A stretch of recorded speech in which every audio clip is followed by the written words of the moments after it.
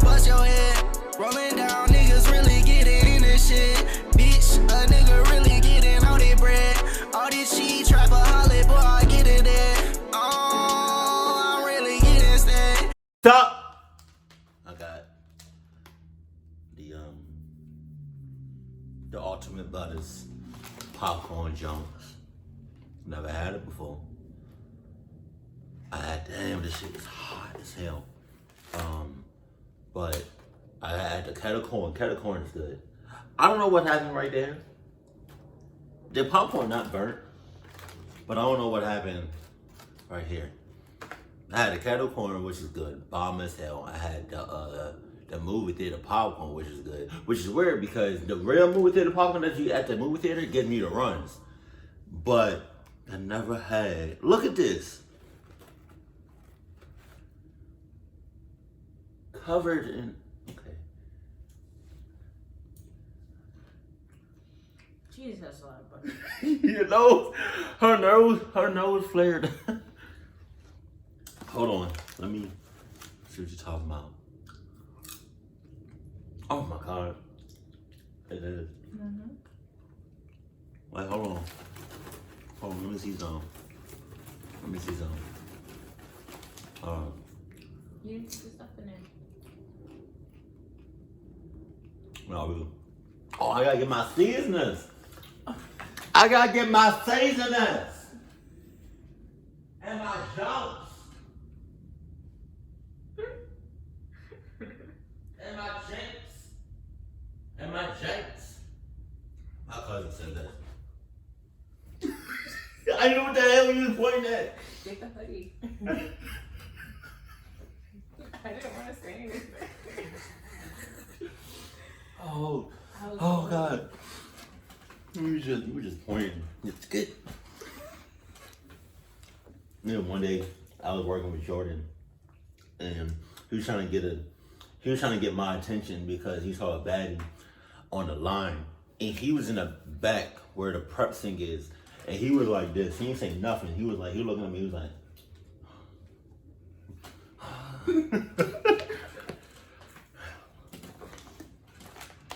Oh, look at that. Right there. You see it? It's butters, right here.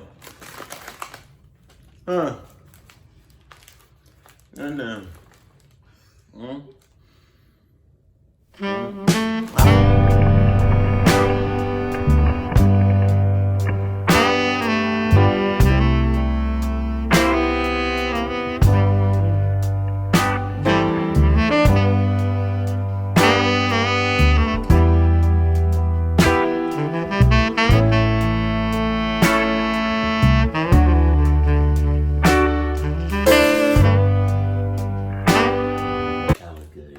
That was so good. That was amazing. Oh, with some more. You know, I would not be surprised if I go out with popcorn because the popcorn to be cold. But let me go ahead and put my seasonings on here. Right. Let me go ahead and make all this unnecessary noise because I don't want to do it while I'm doing the reaction. What? That was so much. Oh, it wasn't.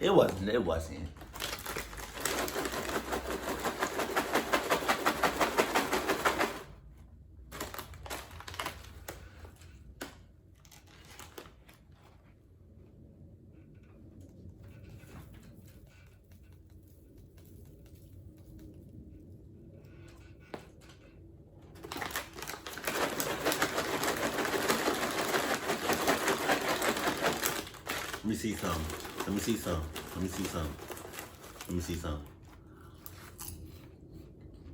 Okay. No, we're right. We're good. One down. You taste the seasonings? Mm-hmm. You taste the lusciousness? You taste the love? Because I taste the love. Yeah, no. No, let's get it. Whoa. Disclaimer. This video may cut off because of like storage. So if it cut off, I'm so sorry. I'm gonna upload what I can, but it's not my intentions So we get a full reaction, hey, turn up. If we don't, my condolences. I say something. Sup? No. Oh. That town without a time. Sus. Oh, wait.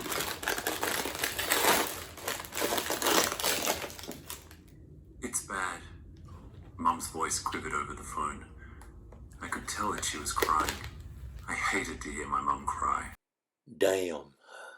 I wasn't ready. I'd die 1,000 deaths not to hear her start sniffling. Oh, I need some fucking water. I can't. Oh my god. That was so, it was like, I touched, oh my. Woo! That was so fucking salty. Like that, oh my god. Now we're good. Let's focus. I asked, choking back tears of my own. I don't know, she cleared her throat. We're trying to get the next flight out, but everything's booked up. My parents had never gone on vacation in all the years that I've lived. It wasn't easy raising a kid on minimum wages. Yeah. No job was permanent either. But the little they had, they were able to work their way up in industries they had entered out of desperation. I highly doubt my mother aspired to a life in retail, where she'd miss holidays and soccer practices. No one wants to clean up another man's shit, but my father never bitched when he came home with stained coveralls. There was always food in my stomach, even if they had to skip a meal. Now that I have left the house and went away to college, the first, I might add, they could save up for themselves. So this vacation was huge for them. Right. This was the first time they traveled to another country, let alone out of the southeast. It's only fitting that it'd be cut short due to emergency. I'll go, I said. No, she coughed. You can't. You have finals. I'll get an extension, I said. Family comes first. I can't ask you to do that. I want to. We'll be there as soon as we can. Okay, I said. I've got this. Don't worry. Be careful. I will. I love you. Love you too. It was 1:33 in the morning, an ungodly hour, and certainly not one in which you want to receive a phone call from your mum. I woke up before the phone rang, and seeing Mum flash over the screen sent me into a mini panic attack. I knew nothing good would come from answering that phone, and yet I had no choice but to press talk. I had to go. I owed it to them. I owed it to everyone. My professor was known to arrive at his office incredibly early to write. The book he assigned for classes, his own self-published book, My Writing, highlighted his writing process. He liked to finish his classes in the early afternoon, eat dinner as a late lunch, spend some time thinking about his dead wife, and be in bed by 5 in the evening. Hopefully he didn't feel like sleeping in today.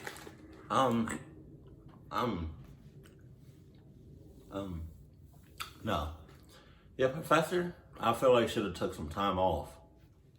Maybe he did. Maybe he didn't take enough time off.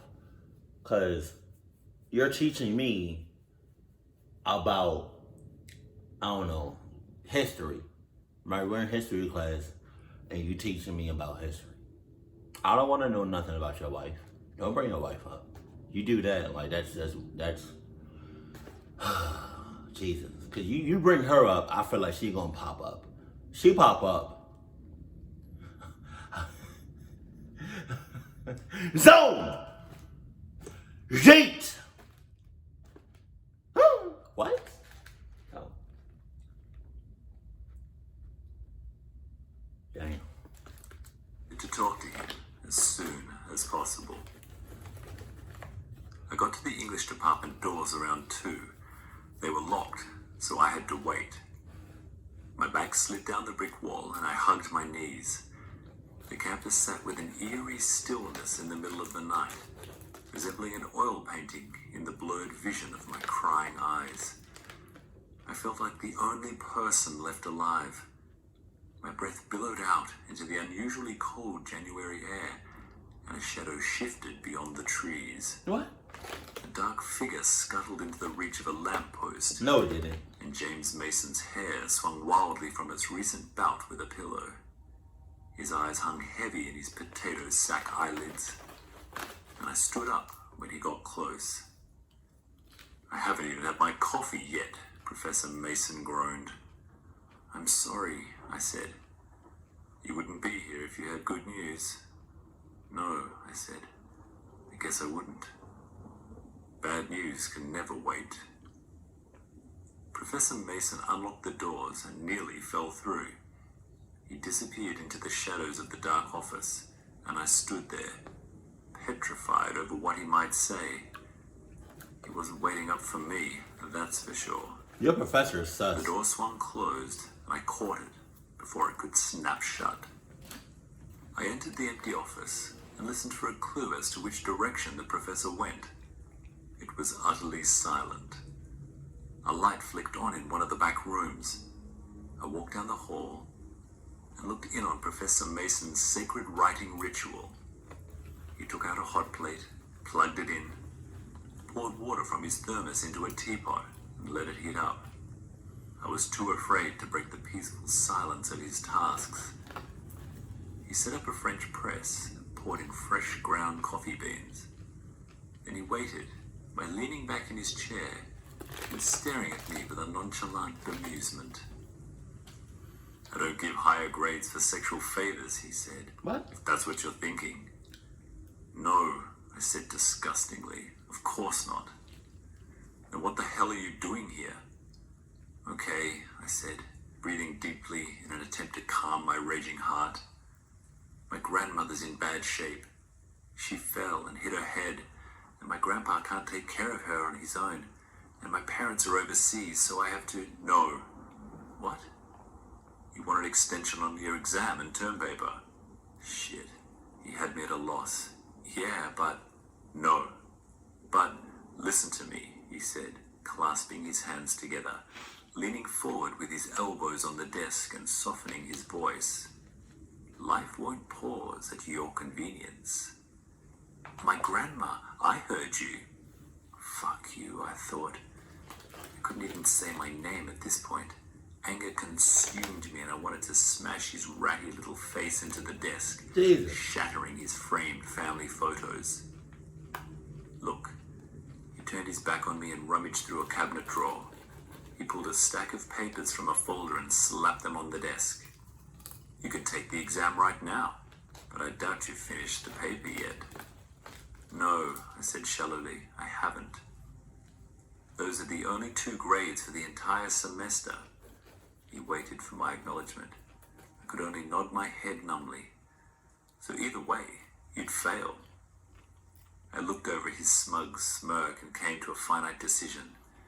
It was either be there for my grandparents or pass the class. Some deep, dark part of me thought of a third option. Kill him. Whoa, wow, god damn, that escalated. You heard that? Jesus. Holy hell. Wow. Where'd that come from? Huh? You on that? You doing that? You, okay, wow, that, Okay. Stay the hell away from me. You know? I don't got time for that. Where did that come from? Maybe I missed it, but that came out of nowhere. I dropped out of college right then and there. I'll never put work or school or some bullshit obligation over my family. I saw how that affected my mom and dad. I saw how it wore them down with each missed opportunity. I'd stand midfield and look to the sidelines. Without them there, the packed bleachers always felt so miserably empty. That's not the life I want to lead. I took off northbound on I-95 from Miami. My grandparents lived on Myrtle Beach, so I had a good 10 to 12 hours ahead of me. Wow. I left in a rush, and it wasn't long before I had to pull off the highway to take a piss. Oh. I hit up a rest stop for some relief. You're a guy. You can just pee in a cup. You don't gotta do all that. You don't. Don't. See? Well, that's where this is going. So, oh, God. Okay. Just brace for impact. That's all I'm saying. No condom necessary. Out of the car, the stars struck me with all their glistening glory. My engine popped and sizzled under the hood. No, wow. It was like the universe was passing through me, and not the other way around. Pause. I felt at ease by the freedom of the expanse, yet crushed by the nothingness of the space around me. Man, oh my God. It was one of those smaller rest stops with bathrooms on either side and a vending machine in the middle. I hurried inside a stall. I have a thing about being seen when I pee, and damn near exploded before I got my junk over my basketball shorts. I let out a breath, and it was like my soul was squeezed out of me. I was left with an ultimately satisfying calm that was shattered when the door swung open and slammed shut with a deafening echo. Oh my I God. jumped. My nerves went haywire, and a quiver spasmed up my neck. 2 hard boots stomped down with each heel and slapped the tiles with the toes. 2 timed, methodical, and menacing. I really don't know what I would do in a situation like that. You know what I mean? Like, I don't know, man. Cause it's like you got your dick out, you peeing, and somebody just bust open the door. Like, I don't. Maybe that's like, you gotta really think on your feet. Cause like, maybe you can like, if you're not finished peeing, maybe you can like pee on the floor and he can just slip and bust his ass. And then you have like a 2-second window of just getting out. I don't know. That's why you should always have a spare gas jump just in case. You know, because you would have been better off having a separate gas jump, and then when you're running low on gas, pull off on the side of the road and just fill up like that. You're better off like that. Because right here, gas station in the middle of nowhere, run down, and gas $2.50. I don't know, that's a good price. Just saying, especially nowadays. Gas prices nowadays are just ridiculous. But you would have been better off on the side of the road, filling up your own gas tank than coming here. But hey, you live and you learn. Clucked over to my stall and settled before me. The massive weight in those boots crushed the dirt with a prickling precision. He pulled on the handle, and the lock smacked against the door jamb. The door shuddered as he frantically pumped the door against the hinges. Then he released the handle and stepped back into the corner. The fluorescent lights burnt out, and the bathroom fell dark. The silence made the air heavier. I could hear breathing from the corner. Oh, God. I'm not a big guy, so I braced myself to be mauled by a monstrous beast. The breathing ceased, and I was left with my pulse pounding against the walls of my brain. I waited for someone to make a move, but it felt like I was the only one here to do so. I couldn't tell you how long I stood there, trembling with fear. What the fuck did this guy want? Money? Sex? The thrill of acquiring both? Hello? I called out without thinking, and I was met by an empty echo. 10 minutes went by before I turned on my phone flashlight and shone it through the cracks in the door. 10 minutes? I couldn't see anything through the slit. I bent down and flashed the light in the corner. No shoes, no feet, no one. I must have been bugging out. I hadn't slept for more than 2 hours that night. I just jumped right on the road and tossed caution out the window. Maybe I needed a couple of hours sleep in the car. Yeah, that's what. The door lock crashed against the jamb with the force of a kick, and I nearly fell into the toilet. I desperately sought an escape from the coffin-sized walls. There was only one thing I could do: fight or flight. I unlocked the door and drove my shoulder through it, expecting to be met by a wall of meat and bones and organs, but instead smacked right into the tile wall. I swung my cell light around and revealed an empty room. I checked the other stall, ready for murder. Nothing. There was nothing. My head throbbed. I needed to eat. Yeah, that's it. I got Sour Patch Kids and a soda from the vending machine. Sugar could keep me going another couple of hours. Considering what the hell just happened to me in that bathroom, I'll be done with that whole bathroom and done with the whole junk, like with the whole gas station.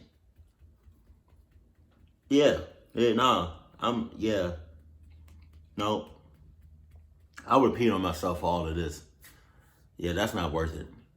And the light posts don't work. Like, you see the little light, the light jump, like the gas station, like the little light, you know what I mean? Like the little street light. That jump not on. Like, come on, bro. Oh my God. You just asking for it. I mean, since that is a gas station, you better hope they got some condoms, because if they don't, it's going to be a rough night for you. I couldn't sleep here. I turned to the car and my shadow stretched out before me. Standing at the end of it was a man, blacked out by the night. His features were hidden under the street lamp's sharp glare. I was frozen with fear, expecting him to rush me with the fury of a demon. He just stood there in the empty parking lot, Sus. watching me as I watched him. Sus. Stop watching. No other cars were around. Did he walk here? Who walks to a rest stop? Maybe he was some truck driver hopped up on meth. I took a step forward, and so did he. Bruh, he just fucking... Can you hear any of this? He's just playing with this motherfucker. Like, come on, bruh. Like, you've been in that gas station for way too long. You assuming, you're questioning. You know, you're talking to yourself like you're doing so much right now, and you could have been left and been on the road. But no. It's like you want to. It's like you have no friends and you want to make some friends and you're desperate to make friends. You just going the wrong. You're going about it all the wrong ways. You really are. Like, I can teach my ways on how to make friends, but I don't know if that's not my place, especially for you. I can't do that. So I'm sorry, I take that back. I can't take that. I take that back because I can't teach no clucky how to make friends. Hell no. And I have like a booger, so I'll be back. Hold on. I guess my cuddle buddy was just entertaining you off camera, so. I'm eating popcorn. Okay. Yes. Y'all.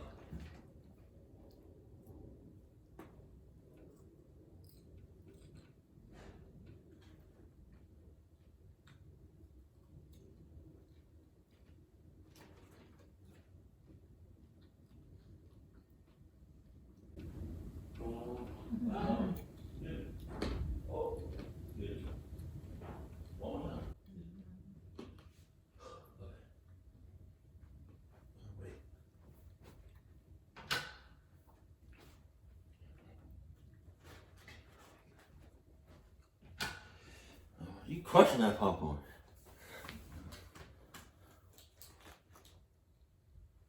It's burnt.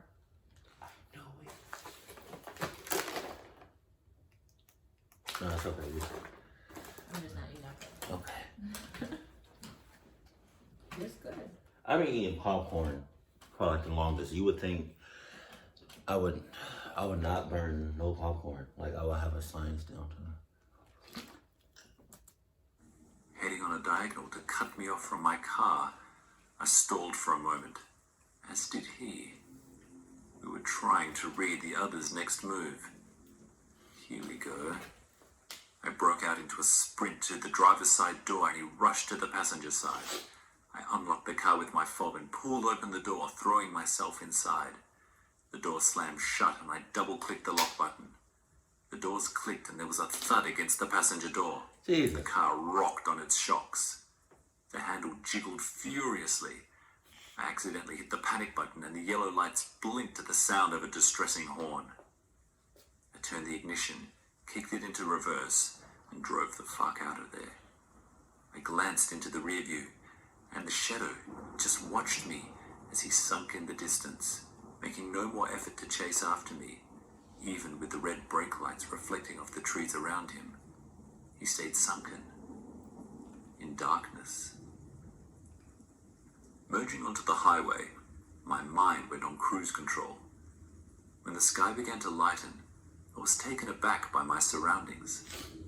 A light fog hung between the trees lining the highway like a hammock, and a lazy deer grazed on the grass a mere feet from the concrete.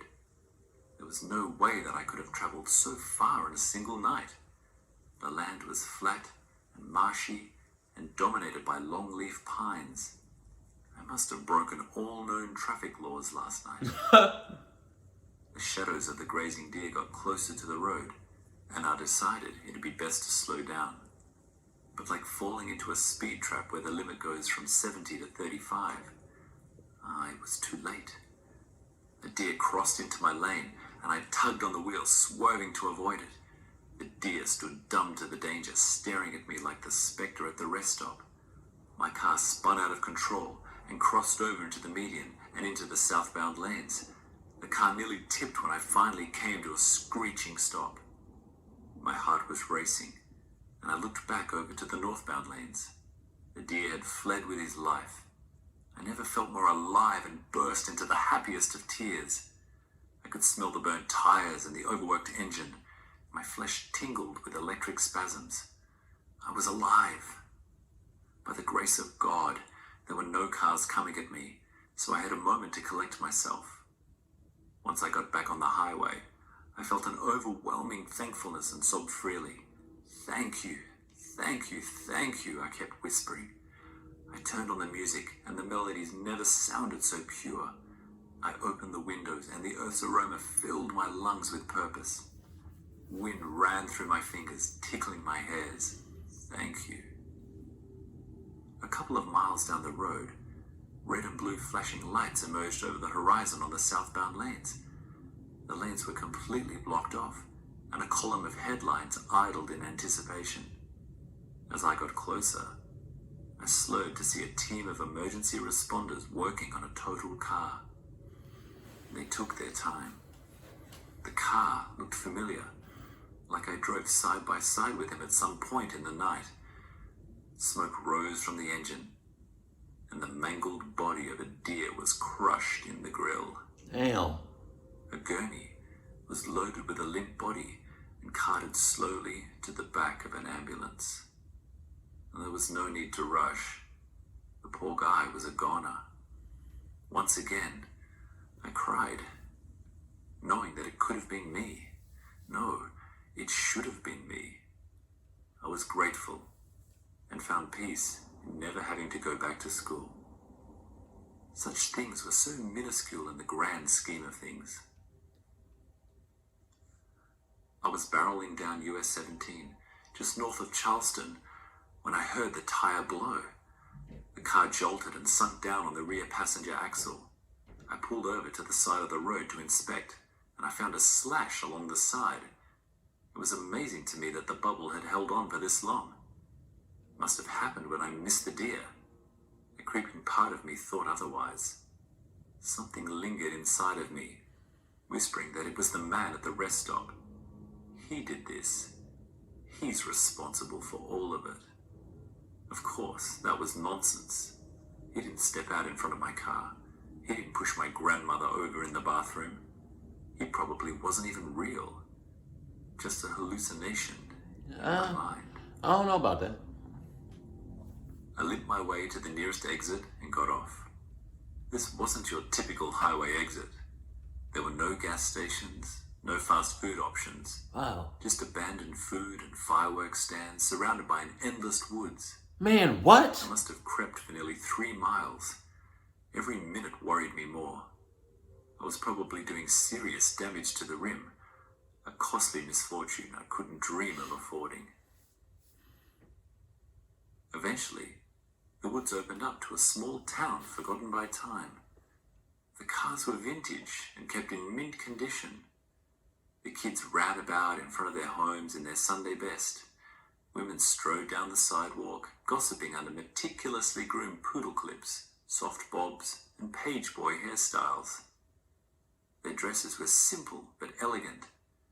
The men had cropped hair, and their neutral button-downs were tucked into slacks that rested near their belly buttons. The town was buzzing with activity in the golden glare of the high noon sun. I pulled into the parking lot of a Piggly Wiggly. Hey. The sign above the supermarket was a large blue circle with a pale yellow cartoon pig smiling at me while wearing a white triangular service hat Kinda on the side of his head. Kinda sus. I got out of the car and looked down at the sunken rim. Shit. I popped the trunk and lifted the hatch to the spare tire. I got out the iron and the jack, looking at them as if they were alien objects. This was one thing my father never had the chance to teach me. Another casualty to his busy schedule. I didn't know what the hell I was going to do with these useless objects. Maybe I could check the manual. Howdy, a voice chimed from behind me. I turned and saw a man wearing a tucked-in white dress shirt, navy blue tie, and matching blue slacks. His hair was combed over and greased with pomade. His smile was crooked like the television stars of a bygone era. Sus. He strode over gracefully until he was standing by my side, looking down at the torn-up threads of what was once my tire. Looks like you're in a bit of a pickle, he chuckled. Yeah, I said. I don't know the first thing about changing tires. He held out his hand and looked down to the jack. Never a better time to learn than right now. Of course. Are you sure? I asked. I don't want to be a Why, of course, son. It'd be an honor. I dropped the heavy jack in his hand, and his strength didn't drop an inch. He went about changing the tire with proficiency.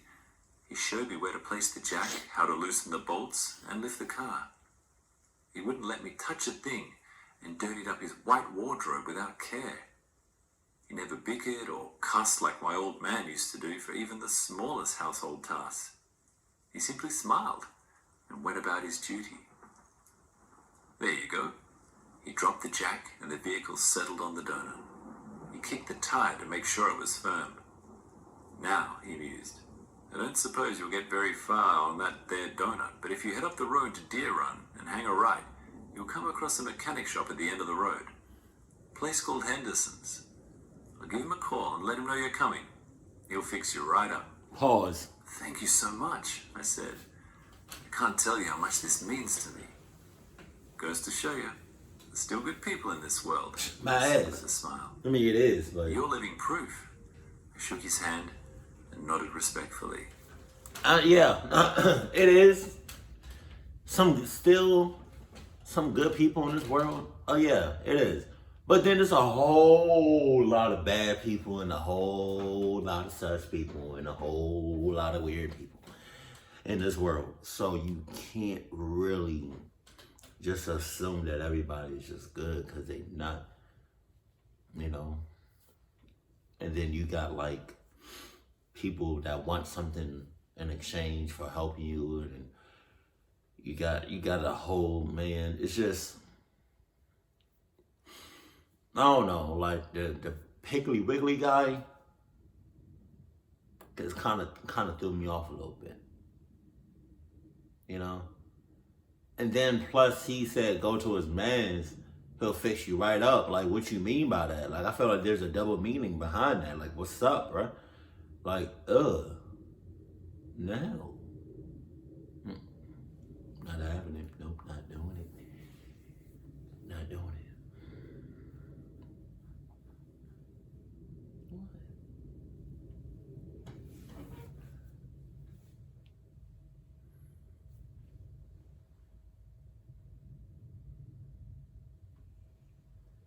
paying attention. Sometimes I just get lost. I walked back to the car and turned back to him. Yeah, Brady. Hey, what's your name so I can... The door to the Piggly Wiggly closed, and I saw his shadow pass by the windows and disappear into the depths of the store. See what I'm saying? A mother pushed her shopping cart by me, the baby kicking wildly in the seat. He was holding a spinner, and he giggled, and it made my heart smile. The baby knew what was up. I found the mechanic shop at the end of Deer Run easy enough, and Mr. Henderson set me up with the closest tire he had that could match my set. It ain't exact, but it ought to do, he said. I pulled out my wallet and fished through my remaining cash. Most of it was gone with the gas. Hopefully I could cover it. Henderson held out a patient hand. No, sir, Henderson said. You're already paid in full. I argued with him, but his southern pride wouldn't allow him to back down. He explained to me that Roy Morrow offered to foot the bill. Is that the manager at Piggly Wiggly? Yes, sir, he said. The very one. I can't let him pay for this, I said. He's already done enough. You're going to have to take that up with him, Henderson said. Thanks again. I shook his hand, and despite the grease and calluses and scars, it was the smoothest flesh I've ever felt. Pause. I wanted to go back to the Piggly Wiggly and thank Roy again for his kindness, but it would have taken me out of the way. I was worried about my grandparents, and this flat took up more time than I'd hoped. I figured that I'd come back on my way south. No, I'm good. Pay back my debt then. I'm good. I got into Myrtle Beach just as the sun was setting, and by the time I entered the hospital, visiting hours were long over. I'd come this far. The nurses wouldn't stop me. I waited until they were busy, until slipping through the double doors. When I entered, I found my grandpa snoring in a chair positioned in the corner of the room. I approached Grandma, and her eyes fluttered awake. They sparkled upon seeing me. Richie? Her voice cooed. Is that really you? Yes, Grandma. I nearly cried. It's me. I never thought I'd see you again. I'm here. You see that, Bethel? Richie's here with us. Bethel? I looked over to where she had turned her focus. The room was empty except for the three of us. Oh my Not God. to mention, I knew who Bethel was from photographs and stories. Damn. She was Grandma's sister. Oh my God. She died just before I was born. My grandmother used to always say that she gave her life so I could have mine. Wow. That always made me feel guilty for breathing. I pressed my lips against her hand and kissed it as she said, He's really here. My parents couldn't catch a flight back to the States until a week later, so I made sure to watch over them once Grandma was released from the hospital the next morning. All of her tests came back fine, but her mind was clearly scrambled after hitting her head on the lip of the tub. A bruised knot shot out of her forehead in an almost comic proportion. I don't know if you've ever cared after a loved one suffering from dementia, but I found it easier to play into her fantasies. That way, I wouldn't leave her all confused until she forgot about it again and moved on to the next thing. Sometimes she recognized me, and other times she seemed to be horrified by my presence. It was worse at night. My grandpa was a proud man, so he didn't let me help out a whole lot. So my efforts were best provided when he wasn't around. That's when my talents shined. I slept in such a shallow state that even the quiet creak from her walker would wake me. I'd leap out of bed and help her to the bathroom, grab her from under the armpits and lower her to the seat. She'd often make a mess, and I'd clean her up. Some nights, I'd awaken to the clatter of fine china, then enter the dining room to find her sitting at the head of the table, set for a feast. The silverware was polished and placed meticulously. She'd speak to each absent guest in turn, mainly her father, sister, and a few people I didn't know. I'd watch from beyond the shadows as she tilted the teapot, pouring air into the cups. I'd often stand in the shadows and watch. I learned a lot about her life that way. She'd recount stories that I didn't know she still had access to, like how she got a toy rocket for her 8th birthday. Then the first time she popped it off, it flew and hit her mother between the eyes, or how her father took her to the World's Fair, and they walked up the steps to see the New York skyline from Lady Liberty's crown. She'd cackle so loud that my grandfather would wake up and escort her back to bed. "The party's just getting started," she'd say. One night, I woke to the sound of her crying and leapt out of bed. I thought I'd find her in the bathroom, squirming around in a puddle of her blood. Oh my Her God. face streaked with manic crimson. The bathroom was dark and empty, and her sobs fluttered from around the far corner of the hallway. Like always, I approached on socked feet to hide my entrance. She was pleading through her tears, bent over with her elbows on her knees, speaking low in confidence like someone whispering a confession to a preacher. "I don't know what to do," she said. "I'm worried for him. No, I don't think he knows." I shifted my weight trying to get closer, and the wood creaked underfoot. She turned sharply to me, and her face recoiled in fear. She was shocked by the sight of me, pale in the moonlight flooding through the window. "You're not supposed to be here," she snarled. "I heard you crying," I said. "I wanted to make sure you were all—" "Leave me alone," she hissed. "I'm not ready." "You should get back to bed," I said softly, reaching for her forearm. Upon touching her skin, she snapped her forearm away. "I'm not ready." Her eyes were wide and wild. I'd never seen her like this. She turned mad, as if spitting venom in an attempt to ward me off. She didn't recognize me, thus her fear was channeled into an unbridled rage that erupted out of nowhere. "I'm not ready. I don't want to go." "That's okay," I assured. "We can stay a little longer."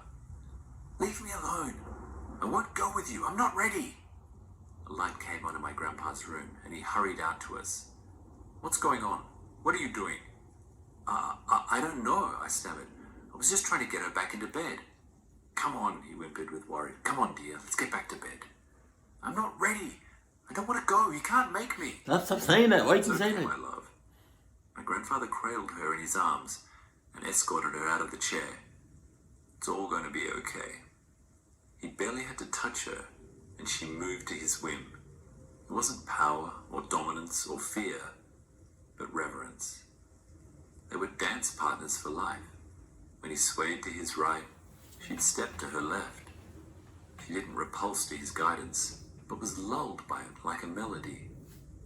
The door to their bedroom shut gently behind them, and her cries were reduced to silence almost immediately. I was left in utter despondence. My parents came a few days later and took over the duties from my grandfather. I had to return to Miami to get my stuff and feign to my parents that I had more exams. I couldn't bring myself to tell them that I was going to drop out quite yet. I thought you already did that. On my way down, I wanted to stop by the old Piggly Wiggly and give Roy a proper thanks Oh for my going out of God. his way to help me out. Not to mention, I wanted to pay him back somehow. Once I pulled off on the exit, I'm getting a funny feeling about this Piggly Wiggly nigga. I don't know why I said that. My bad. But I'm getting a funny feeling about him and the tire dude. Maybe it's nothing, but something ain't sitting right up in here. So if that's the case, then you just keep going. And if you see him on the road or whatever while you passing Piggly Wiggly, just say thank you as like you roll down your window, just yell it out. You know what I mean? And just keep going. You know? And please don't stop at that same gas station that you stopped at before. It's like a whole lot of, you can't trust people out here like that. You just can't. stopped by one of the fruit stands and grabbed a peach cobbler. Perhaps Roy's wife, if he had one, would appreciate it. As I rolled into town, I couldn't help but notice a strange nostalgia that crept deeper into my psyche. The structures were the same, but they weren't in their former glory. They were dilapidated and ruinous. How long was you The gone? windows to the shops were boarded up. Oh my and God. the mannequins sat dusty, eternally staring out into the empty streets. Barbecue grills were rusted and turned over on their sides, absent of the smoky aroma of charred meat reaching into the heavens. The street lighting hung absent of colour or power in the town square, and the clock atop the bank no longer counted the time. When I reached the parking lot of the Piggly Wiggly, I couldn't figure out what the hell had happened in only a week. That's not your The problem. pavement waved over growing roots and cracked over the shifting earth. Weeds and grass grew out of the concrete and streaked. I'm sorry. Did he say he was gone for... How long did he say he was gone for? I have to run it back. I'm sorry. A week. Oh, wow. Thank you. He's been gone for a week. And that happened? I don't think that can happen just like that in a week.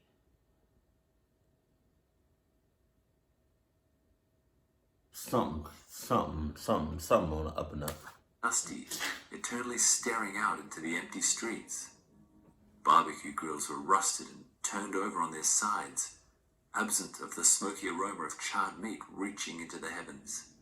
The street lighting hung absent of colour or power in the town square, and the clock atop the bank no longer counted the time. When I reached the parking lot of the Piggly Wiggly, I couldn't figure out what the hell had happened in only a week. The pavement waved over growing roots and cracked over the shifting earth. Weeds and grass grew out of the concrete in streaks. I got out of the car and took the peach cobbler with me. My shadow hid underfoot. The supermarket itself was just a structure without a sign. Peering through the spotted glass, I could see one or two non-essential items like Crisco still on the shelves, but it was absent of any life. The roof had caved in some time ago, and sharp beams jutted into the grey, overcast skies. I heard an old melody that perked my ears. I recognized it as one my grandfather used to play on Saturday mornings, Ambrose and his orchestra, in the middle of a dream. I followed the brass band around the corner of the building, and the trumpets flowed across a small golden field from the open windows of an old Victorian house with a wraparound porch. The wind blew the curtains out of the open windows. The clouds dissipated, and the colour returned to the earth. I placed the cobbler on the porch banister and knocked on the door. A shadow raced across my peripheral vision, and a young boy's giggle caused me to turn sharply. I stared out across the empty, overgrown field. I shook it off and reached for the peach cobbler. My fingers stopped upon touching the tray. A slice had been carved out of the pie, Sus. and only a divot remained. Sus. The wind blew through my fingertips, and the leaves rustled and shook. I stood before a perfect day, lost and alone, in a ghost town.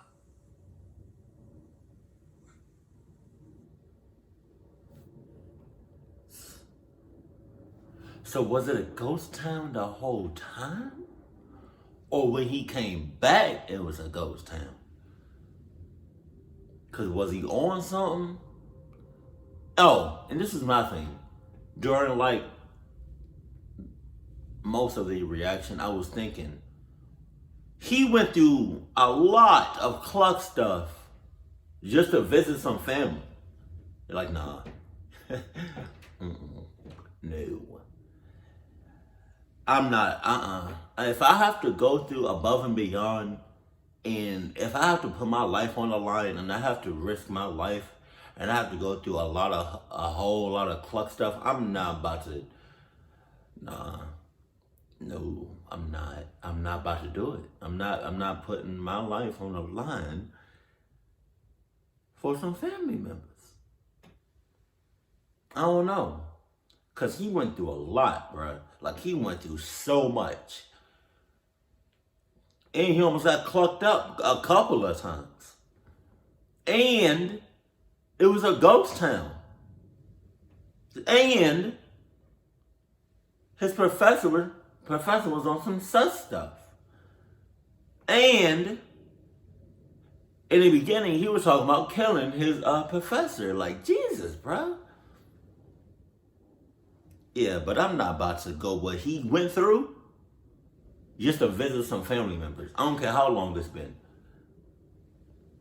Halfway through the drive, if I felt like my life was on the line, or like my life is at a risk, I'm making a U-turn. I'm going back. they're gonna have to come see me then. You know, it's family, right? It's love, right? You can see me. You can come and see me. Jesus. You better make a way. I'm not doing it. But all of this, he went, that's crazy. Just all of that, he just owed some family. You know? And not just that, like me personally, I don't like, if I have to go what he's went through in this story, not just family, like to just anybody, you know, like I'm not, nope. So yeah, excuse me. And he spent so long at that gas station, and I don't know why. Maybe he was in cahoots, you know. I don't know if y'all heard that, but I heard that. It was like somebody was screaming. You hear that? Kid outside, I think. There's always some sus stuff going on whenever I'm reacting to some horror, but yeah, man. Oh wow, almost an hour. Jesus. All right, not bad. Not bad at all. This was a great story. I thought it was animated. Not really. After fart. I'm sorry.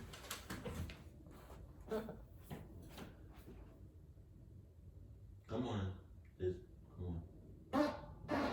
Sorry, excuse me. No, but it was I'm stretching. Okay. All right. It was animated, but it wasn't animated. I thought it was gonna be like, I thought the whole story was gonna be animated, but it wasn't, which was cool. It was alright, but it would have been dope if it, like the whole joint was just animated. But no, we good. Depending on what time you're looking at this reaction, I hope you had a great time with us, even though you can't see her. She's right here. But yeah, I hope you had a great time with us watching it. I'll show my socks. You did. Because we had a great time with y'all. Hopefully you had your snacks.